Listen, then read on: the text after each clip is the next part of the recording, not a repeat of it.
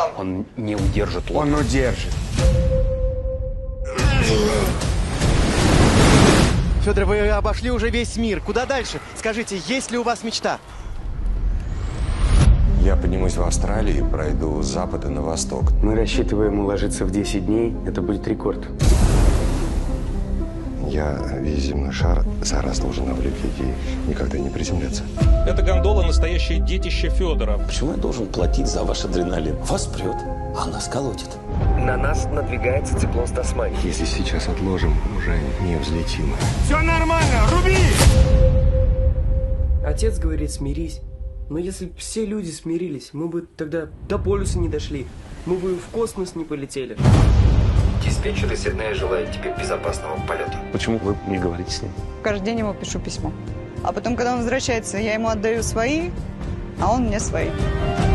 Я лечу, куда дует ветер. Змея воздушного, помнишь? Вот тут такая же система. Пап, люблю тебя.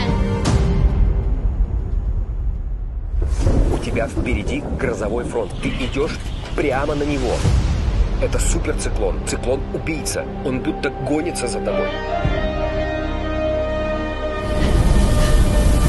Чего ты пристал ко мне? Чего тебе надо?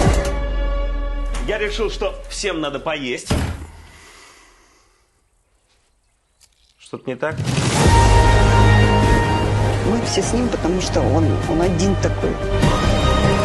Оскар, Уругвай не дает разрешения на пролет. Не будут же они его сбивать. Возьмите себя в руки уже. От вас тоже многое зависит, он там все чувствует. Выше не поднимайся, ты просто упадешь камнем вниз. Я же всю жизнь к этому шел. Давай, Федор, держись.